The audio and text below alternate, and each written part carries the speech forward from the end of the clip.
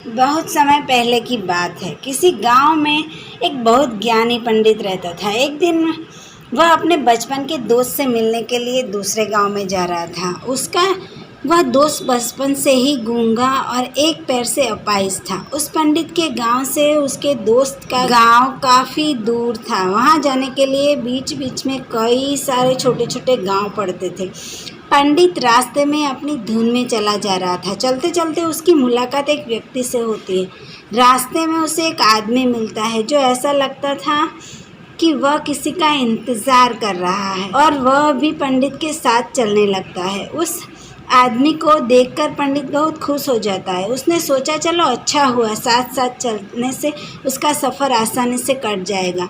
बात की शुरुआत करने के लिए उस पंडित ने उस व्यक्ति से उसका नाम पूछा तो उसने अपना नाम धर्मराज बताया। पंडित को यह नाम कुछ अजीब सा लगा, लेकिन पंडित ने नाम के विषय में कुछ और पूछना उचित नहीं समझा। दोनों धीरे धीरे साथ में चल रहे थे। तभी रास्ते में एक गांव आया। गांव का प्रवेश द्वार आते ही धर्मराज ने पंडित से कहा, तुम आगे चलो, मुझे इस गांव में एक काम है, मैं तुमसे आगे मिलता हूँ। पंडित ने कहा ठीक है। वह आगे रास्ते में चल देता है। कुछ देर बाद उस गांव में खबर फैली कि एक व्यक्ति को सांड ने अपने सींग में फंसाकर मार दिया है। जैसे ही सांड ने उस व्यक्ति को मारा, ठीक कुछ देर बाद धर्मराज पंडित के पास आ गया और फिर दोनों चलना शुरू कर देते और चलते चलते एक दूसरे गांव के द्वार पर पहुंच जाते। उस गांव के बाहर एक बड़ा और विशाल मंदिर बना हुआ था। वहां पर आराम करने की सुविधाएं काफ़ी बढ़िया लग रही थी। पंडित के दोस्त का घर अभी वहां से बहुत दूर था और रात भी होने वाली थी। तो पंडित ने धर्मराज से कहा, रात होने वाली है, पूरे दिन चलते चलते थक भी चुके हैं और भूख भी लग रही है, तो मंदिर की धर्मशाला में भोजन करके यहीं पर हम विश्राम कर लेते हैं। फिर सुबह के समय आराम से आगे की यात्रा जारी करेंगे। धर्मराज ने कहा ठीक है, मुझे इस गांव में किसी को कुछ जरूरी सामान देने जाना है। तुम भोजन करके आराम करो, मैं बाद में आकर भोजन कर लूँगा। इतना कहकर वह वहाँ से चला जाता है। लेकिन उसके जाने के कुछ समय बाद, कुछ ही देर बाद धुआं उठता हुआ दिखाई देता है और देखते ही देखते पूरे गांव में आग लग जाती है। पंडित ने हैरानी से सोचा कि यह धर्मराज जहाँ भी जाता है वह कोई ना कोई अनहोनी ज़रूर हो जाती है। कुछ तो गड़बड़ है इस व्यक्ति में। लेकिन पंडित ने रात्रि में धर्मराज से कुछ भी पूछना उचित नहीं समझा और वे दोनों सो गए। सुबह होते ही दोनों फिर से अपनी यात्रा शुरू कर देते हैं। कुछ देर चलने के बाद रास्ते में एक गांव आता है। धर्मराज ने फिर पंडित से कहा, आप आगे चलिए, मुझे इस गांव में अपने मित्र से मिलने जाना है। मैं अपने दोस्त से मिलने के बाद आगे रास्ते में मिलूंगा। यह कहकर धर्मराज वहां से चला गया। लेकिन पंडित इस बार आगे नहीं गया। वहीं खड़ा होकर धर्मराज को देखता रहा कि वह कहाँ जा रहा है और क्या करता है। तभी थोड़ी देर बाद लोगों की आवाज़ सुनाई देने लगी कि एक व्यक्ति को सांप ने काट लिया है और उसकी मृत्यु हो गई है। ठीक उसी समय धर्मराज फिर पंडित के पास पहुंच गया। लेकिन इस बार पंडित से रहा नहीं गया और उसने धर्मराज से पूछ ही लिया कि तुम जिस भी गांव में जाते हो वहां कोई ना कोई अनहोनी ज़रूर हो जाती है। क्या तुम मुझे बता सकते हो ऐसा क्यों हो रहा है? धर्मराज ने कहा, पंडित जी, आप तो मुझे बहुत ज्ञानी मालूम पड़े थे, इसलिए मैं आपके साथ चलने लगा था, क्योंकि ज्ञानियों का साथ बहुत अच्छा होता है। परंतु आप अभी तक समझ नहीं पाए कि मैं कौन हूँ।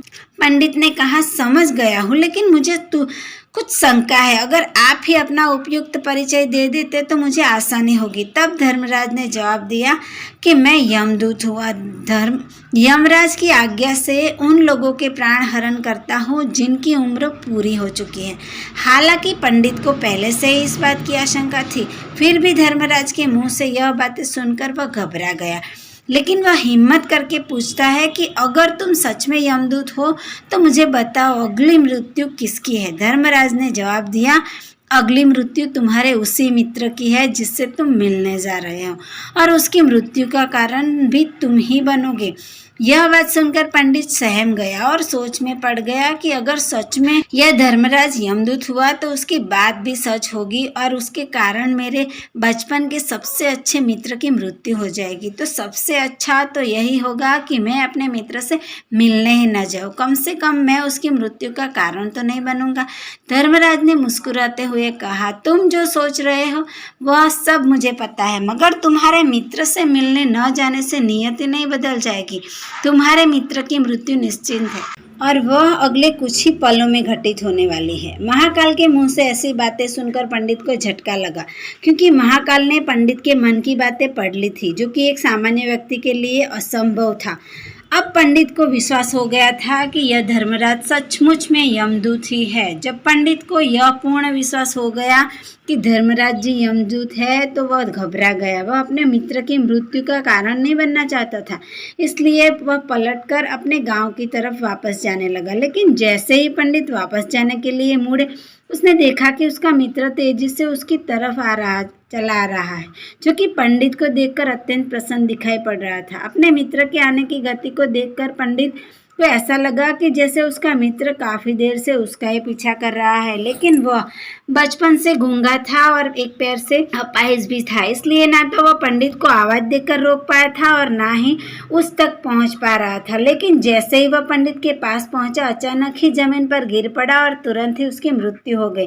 पंडित हक्का बक्का होकर धर्मराज की ओर देखने लगा, जैसे कि वह पूछना चाह रहा हो कि आखिर क्या हुआ। धर्मराज पंडित के मन में उठ रहे प्रश्नों को समझ गया और बोला, तुम्हारे मित्र ने पिछले गांव में ही तुम्हें देख लिया था और वे वहीं से तुम्हारा पीछा कर रहा था, लेकिन गूंगा और अपाहिज होने की वजह से वह तुम तक नहीं पहुंच पाए। उसने अपनी पूरी ताकत लगाकर तुम तक पहुंचने का प्रयास किया, लेकिन बुढ़ापे में बचपन जैसी ताकत नहीं होती, इसलिए दिल का दौरा होने के कारण उसकी मृत्यु हो गई, क्योंकि वह तुमसे मिलने के लिए अपनी सीमाओं को तोड़कर तुम्हारे पीछे भाग रहा था। इसलिए अपने मित्र की मृत्यु का कारण भी तुम ही कहलाओगे। अब पंडित को संपूर्णतः यह विश्वास हो गया था कि धर्मराज एक यमदूत है, उसका कार्य जीवों के प्राण हरना है। लेकिन पंडित एक ज्ञानी व्यक्ति था, वह यह भी जानता था कि मृत्यु पर किसी का वश नहीं, सबको एक दिन मरना ही है। यह सोचकर उसने अपने आप को संभाल लिया, लेकिन अचानक ही पंडित के मन में अपनी मृत्यु के बारे में जानने की इच्छा हुई। इसलिए उसने धर्मराज से पूछा कि जब मृत्यु मेरे दोस्त की होनी थी, तो तुम शुरू से मेरे ही साथ क्यों चल रहे थे। यह प्रश्न सुनकर धर्मराज जोर से हंसा और बोला, मैं तो हर पल हर क्षण सभी के साथ चलता हूँ, किंतु लोग पहचान नहीं पाते, क्योंकि लोगों के पास अपनी समस्याओं के अलावा किसी और व्यक्ति, वस्तु या घटना के बारे में सोचने, समझने या उसे देखने का समय ही नहीं होता है। पंडित ने कहा, तो क्या तुम यह बता सकते हो कि मेरी मृत्यु कब, कहाँ और कैसे होगी। महाकाल ने कहा, हालांकि किसी भी सामान्य जीव के लिए अपनी मृत्यु के बारे में जानना ठीक नहीं है, क्योंकि कोई भी जीव खुद की अपनी मृत्यु के बारे में जानकर बहुत दुखी हो जाता है। हालांकि तुम ज्ञानी व्यक्ति मालूम पड़ते हो और तुमने जिस तरीके से अपने मित्र की मृत्यु को सहन कर लिया है, उसे देखकर लगता है कि तुम अपनी मृत्यु के बारे में जानकर भी दुखी नहीं होंगे। महाकाल ने कहा, तो सुनो, तुम्हारी मृत्यु आज से ठीक 6 महीने बाद आज ही के दिन किसी दूसरे राज्य में फांसी लगने से होगी। और सबसे हैरानी की बात तो यह होगी कि तुम स्वयं ही खुशी से फांसी को स्वीकार कर लोगे। इतना कहकर धर्मराज वहां से चला गया, क्योंकि अब धर्मराज के पास पंडित के साथ चलते रहने का कोई कारण न था। इसके बाद पंडित ने अपने मित्र के शरीर का अंतिम संस्कार किया और यथाशक्ति उसके क्रिया कर्म करके अपने गांव वापस आ गया। लेकिन कोई व्यक्ति कितना भी ज्ञानी क्यों ना हो, अपनी मृत्यु के बारे में जानकर दुखी तो होता ही है और मृत्यु से बचने का कोई ना कोई उपाय भी खोजता है। तो पंडित ने भी वही किया, क्योंकि पंडित विद्वान था, इसलिए उसकी पहचान उस राज्य तक थी। पंडित ने सोचा कि राजा के पास तो कई सारे ज्ञानी मंत्री है, वह मेरी मृत्यु से संबंधित समस्या का कोई ना कोई समाधान निकाल ही लेंगे। पंडित यही सब सोचते हुए राज दरबार में पहुंच जाता है और राजा को सारी घटना के बारे में बताता है। राजा ने अपने मंत्रियों को सारी समस्या बताई और उनसे सलाह मांगी। अंत में सभी ने विचार विमर्श करके कहा, अगर पंडित की बात सही है तो उसकी मृत्यु 6 महीने बाद ही होगी, लेकिन मृत्यु तो तब होगी जब वह किसी दूसरे राज्य में जाएगा। यदि वह किसी दूसरे राज्य में जाए ही ना, तो मृत्यु ही नहीं होगी। मंत्रियों की यह सलाह राजा को भी सही लगी। इसके बाद पंडित के रहने की सारी व्यवस्था महल में ही कर दी गई और राजा के आदेश के बिना उस पंडित से किसी को भी नहीं मिलने दिया जाता था, लेकिन पंडित कहीं भी आ जा सकता था ताकि पंडित को यह ना लगे कि वह राजा की कैद में है। परंतु पंडित डर के मारे स्वयं ही कहीं आता जाता नहीं था। धीरे धीरे महीने गुजरते गए और पंडित की मृत्यु का समय नजदीक आने लगा और आखिर वह दिन भी आ गया जिस दिन पंडित की मृत्यु होनी थी। तो जिस दिन पंडित की मृत्यु होनी थी उसकी एक रात पहले पंडित डर के मारे जल्दी ही सो गया ताकि जल्दी से वह रात बीत जाए और अगला दिन आ जाए ताकि उसकी मृत्यु टल सके। यही सोचकर वह जल्दी सो जाता है, लेकिन पंडित को नींद में चलने की बीमारी थी और अपनी इस बीमारी के बारे में वह स्वयं ही नहीं जानता था। तो फिर राजा, मंत्री या किसी वैद्य को इसके बारे में बताने का कोई प्रश्न ही नहीं उठता। पंडित अपनी मृत्यु को लेकर बहुत चिंतित था। वह पिछले कई दिनों से ठीक से सो भी नहीं पा रहा था और नींद में चलने की बीमारी भी तभी होती है जब व्यक्ति ठीक से सो नहीं पा रहा हो। उस रात भी पंडित को नींद में चलने का दौरा पड़ा। वह उठा और महल से निकलकर अस्तबल में गया। क्योंकि पंडित राजा का खास मेहमान था, इसलिए किसी भी पहरेदार ने उसे नहीं रोका और ना ही किसी तरह की कोई पूछताछ की। अस्तबल में पहुंचकर वह सबसे तेज चलने वाले घोड़े की पीठ पर सवार होकर नींद में ही अपने राज्य की सीमा से बाहर दूसरे पड़ोसी राज्य में चला गया। इतना ही नहीं, वह दूसरे राज्य के राजा के महल में पहुंच गया।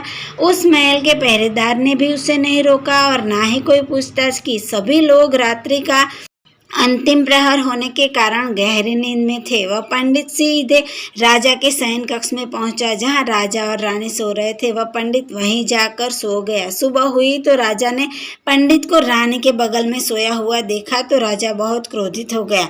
राजा ने पंडित को कैद करने का आदेश दे दिया। पंडित गिरफ्तार हो गया, लेकिन पंडित तो इस बात से अनजान था। उसे तो कुछ समझ नहीं आ रहा था कि आखिर वह दूसरे राज्य में और राजा के शयन कक्ष में कैसे पहुंचा, लेकिन वहां उसकी यह सब सुनने वाला कोई नहीं था।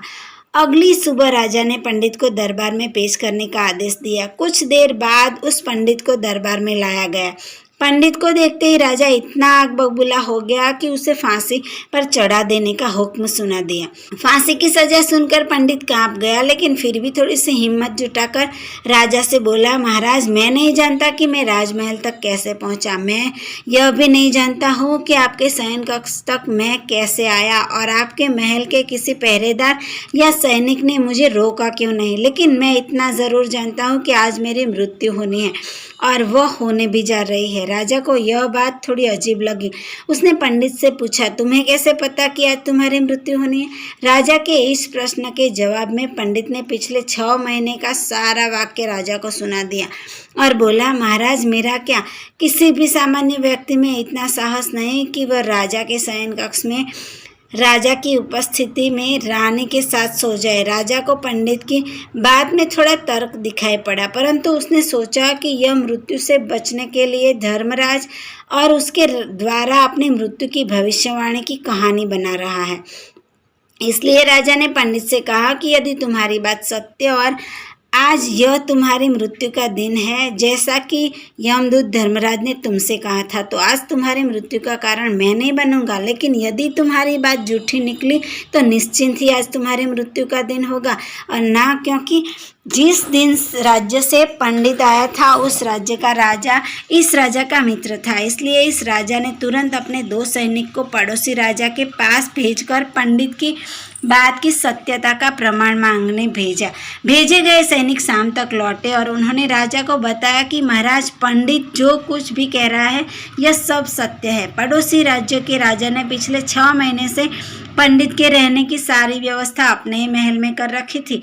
पंडित राजा का खास मेहमान था। कल शाम राजा आखिरी बार पंडित से उसके कक्ष में मिले थे और उसके बाद यह इस राज्य में कैसे पहुंच गया उसकी जानकारी किसी को भी नहीं है। इसलिए उस राज्य के राजा के अनुसार पंडित को फांसी की सजा देना ठीक नहीं है। लेकिन राजा के सामने नई समस्या थी, क्योंकि उसने बिना पूरी बात जाने ही पंडित को फांसी की सजा सुना दी थी। इसलिए अगर पंडित को फांसी की सजा नहीं दी जाती तो राजा के वचन का अपमान हो जाएगा। लेकिन अगर राजा की बात का मान रखा जाए तो बेवजह ही एक निर्दोष व्यक्ति को मौत हो जाएगी। राजा ने अपने सभी मंत्रियों से इस बारे में सुझाव मांगा तो मंत्रियों ने राजा को सुझाव दिया कि महाराज, पंडित को एक कच्चे सूत्र के धागे से फांसी लगा दी जाए। इससे आपके कथन का भी मान रह जाएगा और कच्चे सूत के धागे से पंडित को फांसी भी नहीं लगेगी और उसके प्राण भी बच जाएंगे। राजा को मंत्रियों का यह सुझाव पसंद आया और उसने ऐसा ही करने का आदेश दे दिया। पंडित के लिए कच्चे सूत के धागे से फांसी का फंदा बनाया गया और नियम के अनुसार पंडित को फांसी पर चढ़ाया जाने लगा। सभी लोग बहुत खुश थे कि ना तो पंडित मरेगा और ना ही राजा का वचन खा ले जाएगा। पंडित को भी पूर्ण विश्वास था यह सूत के धागे से तो उसकी मृत्यु हो ही नहीं सकती। पंडित उस पर चढ़ने के लिए तैयार हो गया, जैसा कि धर्मराज ने भविष्यवाणी की थी कि तुम खुद ही अपनी फांसी को स्वीकार करोगे। लेकिन जैसे ही पंडित को फांसी दी गई, सूत का धागा तो टूट गया, लेकिन टूटने से पहले उसने अपना काम कर दिया। पंडित के गले की एक नस सूत के धागे के झटके से कट चुकी थी और पंडित जमीन पर पड़ा तड़प रहा था। उस पल उसके गले से खून की फुहार निकल रही थी और देखते ही देखते पंडित का शरीर पूरी तरह से शांत हो गया। सभी लोग आश्चर्यचकित थे और पंडित को मरता हुआ देख रहे थे। किसी को विश्वास नहीं हो रहा था कि कच्चे सूत के धागे से भी किसी इंसान की मृत्यु हो सकती है। लेकिन घटना तो घटित हो चुकी थी। नियति ने अपना काम कर दिया था और यमदूत की भविष्यवाणी भी सच हो गई थी। नियति को कोई नहीं टाल सकता। यह तो ब्रह्मांड का कालचक्र है। जब जब जो होना है तब तब सो होता है। इसमें कोई कुछ नहीं बदल सकता। तो फ्रेंड्स, आप भी अगर यह मानते हैं कि सच में मृत्यु पर किसी का जोर नहीं चलता तो प्लीज़ मेरे चैनल को सब्सक्राइब करके ही जाना। थैंक यू लास्ट तक देखने के लिए।